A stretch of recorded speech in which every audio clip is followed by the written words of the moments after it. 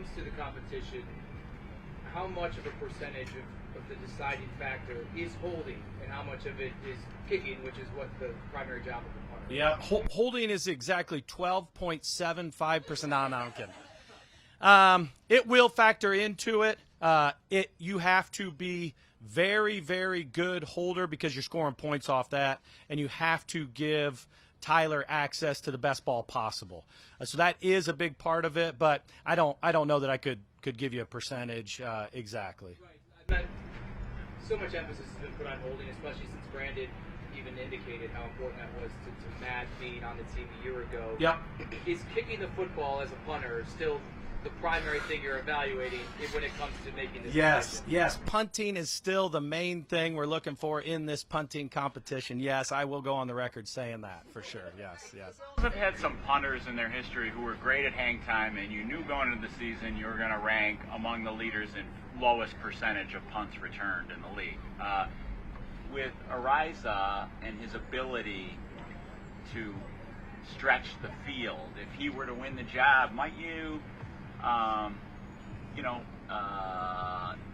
have to adjust your philosophy to accommodate his ability to, okay, we're going to accept that we're going to have more returns maybe than some other team because go ahead, I believe that hang time is always a great way to control the returner. As soon as your distance is more than your hang time, whatever those numbers are, it could be a short kick and you still don't have the hang you want, or it's a long kick and the hang isn't the same. It will result in more returns, just that math problem. I don't think there's any issue with that. The other, I'm going to say 10 guys on the field because I'm going to include Reed in on this. They want returnable balls. As a coach, you don't always want returnable balls, and it's a situational thing. But I can tell you the gunners out on the field are saying, please, returner, return this, for whether it's a hang time distance issue or the returner's feeling good that day and he wants to take a shot at it. But those cover guys, the way we address it in the meeting room and on the practice field is you are running down the field to make a tackle. You're not just running down to force a fair catch or cover a lane. And on kickoffs, the same thing applies. Do you feel like, you could have Bass kick a higher percentage touchbacks than he does, easily, I would admit. If he wanted to. Are you asking or telling? No, you would agree with that, right? You got Tyler Bass is you show confidence in your coverage people because you feel like that's a weapon that, hey, 25 isn't good enough. We can get them 18, 22. Yep, there's a lot of things that play into it. I would agree with your first part. Tyler Bass is a very talented kickoff kicker, and so he has tools in his tool belt that maybe not every other kicker has, but there's a lot that plays into that. So you're looking at what's the weather on game day, what opponent are you facing, both the returner and their blocking scheme and their blocking guys. So a lot of it goes into that, but that's probably a week-to-week discussion. Coach McDermott and I saying, what do we see for this week opponent-wise? What's our plan going into the game? How high do we want that percentage to be for touchbacks for kickers? I'm sure it's a combination, but what do you find more valuable in the return game? Somebody with, explosiveness who could potentially break off a big one, or somebody who's super reliable and you know that, okay, nothing bad is going to happen when that guy's lined up back there? From way back being a college special teams coach, I always felt like there was a trade-off, like it was some sort of sliding scale, like the more explosive they are, the more dangerous it is fielding the ball, and then vice versa. Hey, this guy's real reliable to catch. We can't do anything with the ball. My thought process has evolved on that, and the way I look at it is the foundation is you've got to be able to control the football.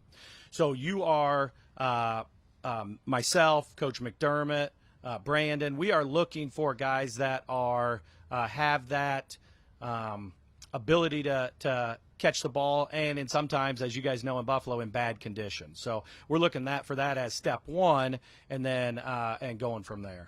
Does it slide kind of more into the side of reliability when you know the offense that's going to get the ball is led by Josh Allen? I don't believe so. I think that's always the mindset that you want to give the ball back to the offense, and it doesn't matter what the offense's percentage of scoring on that drive is.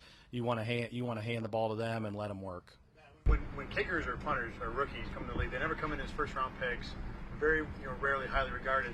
What's it been like having a rookie come in who's got a nickname, Punt God, and how do you think he's been dealing with the extra attention? I think he has been doing a phenomenal job of focusing on what he's responsible for day in, day out. To me, it doesn't bother me at all. There's no difference working with him or working in years past when I've gotten to work with undrafted guys that have come in and maybe just as a camp leg. So there's no difference with the interaction at all. It's a process for him as he transitions from college to the NFL, just like all the rest of the guys. It's different. So he's working through that transition, but he's doing a heck of a job paying attention to what he's supposed to be doing and making sure he's working to get better. Obviously, you're not picking the team today, but ideally in week one, who would you really like to see deep on kickoffs? I mean, assuming it works out, deep on kickoffs and deep on. The question is, if I was picking who most would I like to see when it gets down to the active roster, I was told specifically not to answer questions like that. They said, hey, have fun up there, but don't answer that question. Who have you been, like, the guys you've seen out there, who do you like in those roles? Yeah. No. I may be a rookie at this, but that feels like a question I should stay away from. No, those guys have gotten good work. There's both kick returner and punt returner. I mentioned this in the spring. The nice thing about having a punter competition is there's a ton of live balls in the air. So there's been good work for the returners. We're able to film that. We're able to watch them in team periods. So both kick return and punt return, guys have been back there getting good work. Preseason, might that be the time where you're looking to whittle down the list, maybe after you get a look at them in some preseason games? Or Definitely preseason will be helpful. It's always very tough, special teams in preseason, making sure not only do you get 11 guys on the field, but is it who we want to see? Is it what we're trying to evaluate? Do they get, okay, the returner's out there and that one was a fair catch, or the opponent kicked that ball out of the end zone on kick return. We didn't get to evaluate there. Let's give him another rep. So it's a matter of balancing that during the preseason, but they're very, very important. You're exactly right. Here we look down and see Taiwan Jones on the roster. Right here he is again. He's 34 years old. What is his role still, and how intricate can he still be, even at his age, and what he can do? Yep, Taiwan just had a birthday. I have had the privilege of, this is my 6th Buffalo Bills training camp, and 5 of those have been with Taiwan. He is a phenomenal leader. He's a phenomenal man of character. He is a big-time part of what we're trying to do on special teams, and he takes that to the field every day. On his birthday, it was a punt day, and I put up a play for the guys, just an extra effort play by Taiwan. And for a guy that's going into his 12th year, he's covered a ton of NFL kicks on Sunday afternoon, and he is still period 3 at practice number 3, going, being in the right position, going full go, making sure he's setting an example for those younger guys. So I'm fortunate. I think the Buffalo Bills are fortunate that he's here with us. What do you think of Jones and Neal as a gunner tandem? I think that both of them are very skilled, and it's nice that both of them have had so many reps together. So they kind of, as they keep working, they get a better feel for each other, what they're going to do, depending on what kind of punt return they're going against, whether it's a single or a vice, what kind of returner they're going against. So that rapport between the two of them is nice. Is that a birthday tradition to show someone's play on their big day, or is that special to Taiwan? We try to show a playoff caliber play in special teams each meeting. It happened to be that it was Taiwan's birthday, and he had the playoff caliber play. Yep. You talked a little bit about Reed before. I've sat down with Reed and talked to him. He is the lowest rated player on Madden for this team. Oh, is that? Oh, for this team, not in the league. Let's make that clear, okay? Go ahead. He's better than his brother. Oh, thank goodness. Okay. Any thoughts on him being a 35 overall? Did he know that before you? Okay, that's my only concern, that he already knew that. I would say as long as he can keep that from being a distraction, I think we're going to be okay. I think he's going to play way above a 35. Okay, I will make a statement that I think Reed will play better than a 35. Do you about his bad rating? He is not, because I would have told him, how the heck do you know that? Don't worry about that, buddy. But no, this is the first I'm hearing of it. Have you ever seen him misfire? I mean, really, I mean, and it seems like it would be inches if it's a misfire. He is very, very, very, very reliable, both his physical gifts and what he does on the football field, but he's very reliable when it comes to the meeting room, being a leader off the field. So he's a great guy to have as part of the organization for sure. We get asked all the time and try to explain why someone other than the punter is not a holder on an NFL team with practice time. As a special teams coordinator, can you explain to the fans why the punter is always the holder? All 32 teams, their punter is the holder.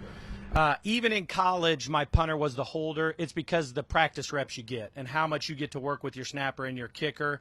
And especially in the NFL, the punters are so athletic in the NFL that there is very little trade-off, if any, when it comes to a punter holding and a quarterback holding. So it's mainly just the access that the kicker and the snapper have to the punters to be able to work and get all those extra reps. Will a player's involvement offensively factor into their placing in the return battle? I would say not just the return battle, but every spot when it comes to making the team is some sort of blend of what are you doing on defense, what are you doing on offense, what are you doing on special teams. And that's a conversation that will continue all the way through it comes time to make those final decisions. But there's no one thing that makes or breaks somebody getting on the team. It's a blend of that. So, and I think the coaches do a great job, the position coaches, of really supporting special teams and letting their guys know, hey, this will be part of it. Make sure you're doing what you're supposed to be doing for special teams. It doesn't have to be you're going to be the return man, and because you're playing 50% of the offensive snaps. That's not part of the discussion.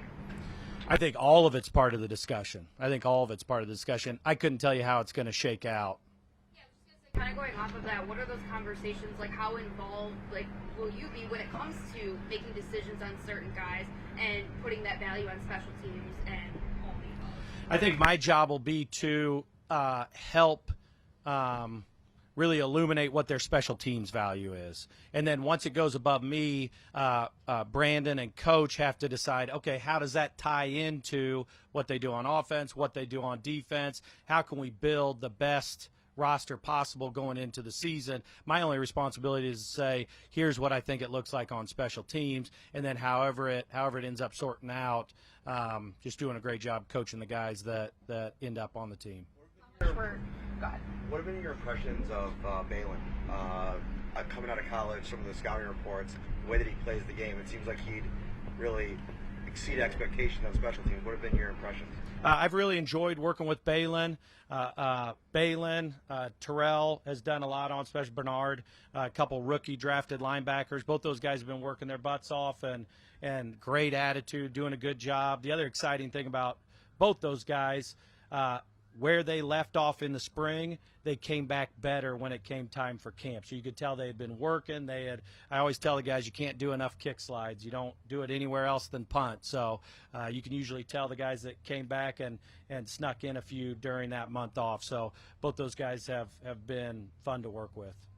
Smiley, are you already getting a sense of the competition battle at special teams? I mean, you said it's your sixth training camp here. You have a head coach who really values special teams. Every year the roster gets tougher to make here. Are you getting a sense of the competition level already? I hope that whether it's training camp or even week 8 of the season, I'm pushing to have that type of competition, whether it's a 90-man roster or a 53-man roster, because nobody's ever safe. Even though, it depends on how things sort out day to day and how the roster looks like day to day. But my emphasis is always to push that level of competition so it doesn't feel different for the guys, because if somebody's fighting their butt off for a spot on the team, they make the team, and now they say, oh, thank goodness, now all I have to do is play an NFL season. Good luck. So pushing that level of competition, I think, is something that Corey and I, my assistant Corey Harkey and I, are trying to do every single day. Don't have Andre Smith right now for the first 6 weeks. So, I mean, are you kind of watching? That's a key spot on all 4 units that you've got to replace. Yeah. I will say, to Andre's credit, he has been doing a phenomenal, because he also knows that he won't be here. And he has been doing a phenomenal job working, helping, talking to the younger guys. really he has been working his tail off as if that wasn't the case. Now we know that that's the case, and so that'll factor into figuring out what the team looks like for week 1. But to his credit, he has been doing a phenomenal job of having a great attitude, having a great work ethic, and really helping on special teams in practice. How about someone like Joe Giles Harris? What have you seen from him so far? Because he's been here for a little bit now. Yeah, I think we're really blessed with the linebacker group we have top to bottom. That Joe has gotten NFL reps down in Jacksonville, a few with us last year. It is a good group of special teams linebackers. They've been doing a real good job competing at practice, working, doing what they need to do. But that's a good group, and it's exciting to work with a linebacker group like that top to bottom is very special teams capable. Seen as the dynamic. Last one. My family's coming to practice today, so I'm really hoping to see them beforehand. What have you seen as the competition dynamic of that punting battle, especially with the holding, where Matt could probably teach Matt a lot, but at the same time he might be training his replacement in the one thing that he needs to work on? It was Matt Hawk's birthday the other day too, different day than Taiwan. And we always try to get the specialist goofy card, usually one that sings. I always try to find one that makes noise so it's embarrassing when they open it. And what I put in his card, sorry, Matt, I'm kind of talking out of school here, but I've been so impressed with the way he's carried himself as a man through the course of this competition, the spring and camp, because he's been punting the ball well these first 2 times, but he is not shying away from interacting with Matt Ariza. There's been a good camaraderie in that room, all 4 guys. There have been times when Matt Ariza has asked Matt Hawk questions, and Matt Hawk has helped him out and talked to him about different details of just trying to be a player in the NFL. And I can't speak enough to the type of human being it takes to know you are fighting for your job and you're still willing to do the right thing when it comes to interacting with somebody. So credit to him for sure.